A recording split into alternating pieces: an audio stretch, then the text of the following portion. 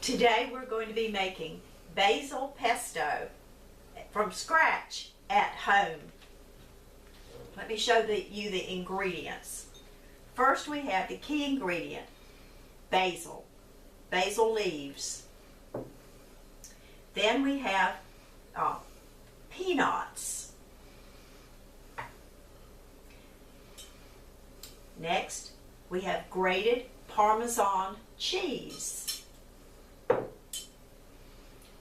For a little bit of flavoring, we have a clove of garlic.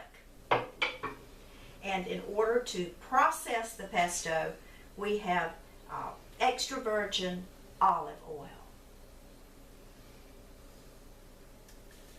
The reason that we have chosen peanuts instead of the traditional pine nut is there are several reasons. First, the pine nuts are high in fat, low in nutritional content, and quite expensive and often hard to obtain. So we have substituted the more common, unsalted, dry roasted peanut.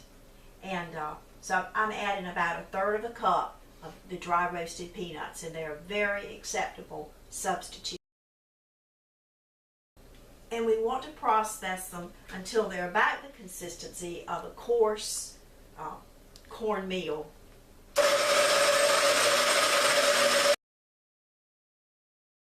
Next, we want to add the basil leaves. And with the basil leaves, if there were flowers and they were soft, I included that. If there were a long stem, I did not include that. That's tough. But here are the basil leaves, and we're going to add that next after the peanuts.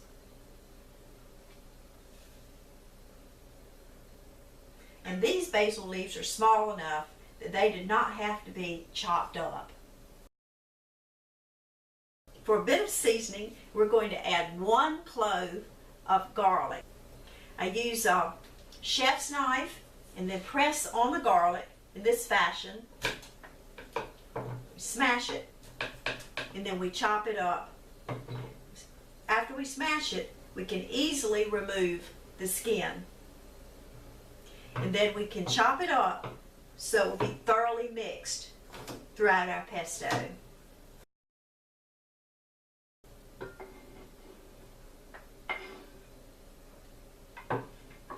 Now, we're ready to add the ingredient that mixes together the peanuts, the basil, and the garlic, which is the extra virgin olive oil. I have here 1/3 of a cup, so let's go ahead and add that to our other ingredients. And we'll see if the amount is sufficient to process it.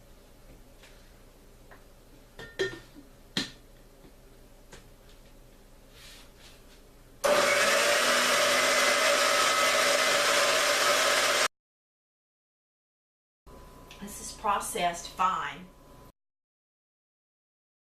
and I'm going to add it to my cheese. And the reason I did not mention a specific amount of basil is if you're growing basil, you're making it with what you have in the garden, and the amount can vary. So that's what's in here, what I had available in the garden. So now I'm going to mix it with the amount of cheese that I think would be good. So let's take it and pour it over the cheese and stir it up.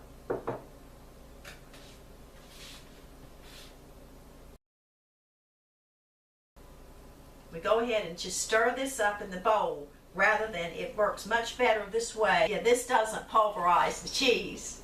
And so we have this now, and if you're going to eat it all in one meal, then you can just keep it in your dish. If you're going to save it, then you're going to want to put it into a small mason jar and then cover the top with the extra virgin olive oil. And then you can just put a lid on it and store it in your refrigerator for several months and use it as you desire it for your pesto and spaghetti. So we hope that you're going to make basil pesto at home and that you will enjoy it as I know we're going to enjoy ours. Now I'm going to sample my pesto.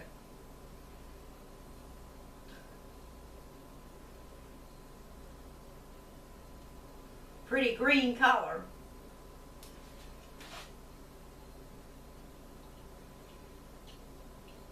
Tastes just right. Excellent.